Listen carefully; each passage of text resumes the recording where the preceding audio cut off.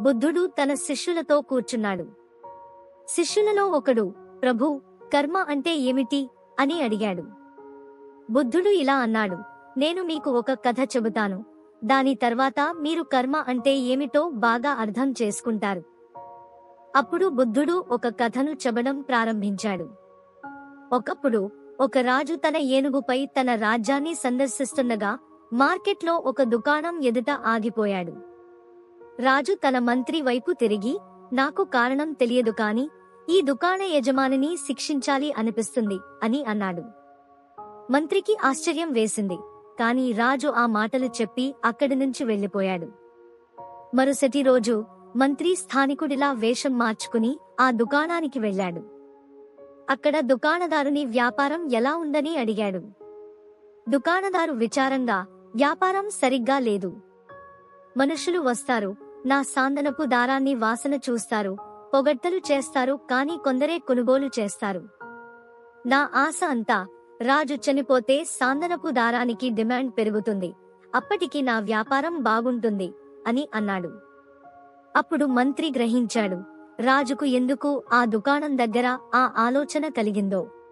దుకాణదారుని చెడు ఆలోచనలు రాజుపై ప్రతిఫలించి అతనికి కూడా అవే ఆలోచనలు కలిగించాయి.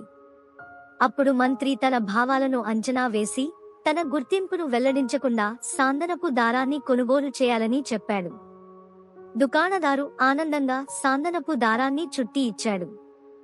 ఆ తర్వాత మంత్రి రాజు వద్దకు వెళ్లి, సాందనపు దుకాణదారు ఈ బహుమతిని మీకు పంపించాడు అని అన్నాడు. రాజు ప్యాకేజీని తెరిచి చూసినప్పుడు సాందనపు దారం బంగారు రంగుతో సువాసనతో ఉండడం చూసి సంతోషించాడు. రాజు ఆనందపడి దుకాణదారునికి బంగారు నాణేలు పంపించాడు.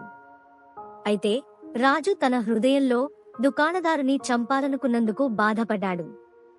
దుకాణదారు రాజు పంపిన బంగారు నాణేలను చూసి ఆశ్చర్యపోయాడు. అతను తన లోపాన్ని గుర్తించి రాజుపై చెడు ఆలోచనలు పెట్టినందుకు పశ్చాత్తాపపడ్డాడు. ఈ కథ చెప్పిన తర్వాత బుద్ధుడు తన శిష్యులను అడిగాడు, ఇప్పుడు చెప్పండి, కర్మ అంటే ఏమిటి?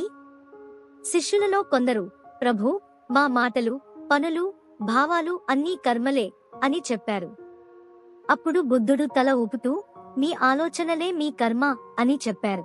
మన జీవితంలో మనం ఇతరులకు ఏమి ఇస్తామో అది మనకు తిరిగి వస్తుంది.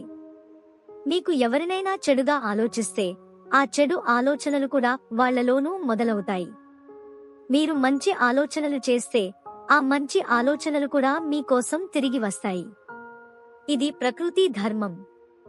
మీరు ఎలాంటి ఆలోచనలు చేస్తారో అలాగే ఫలితాలు పొందుతారు.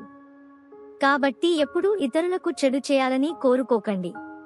ప్రతీకారం కోసం సమయాన్ని వృధా చేయకండి. మీరు మంచి ఆలోచనలు చేసి మంచి పనులు చేస్తే అవే మీకు తిరిగి వస్తాయి.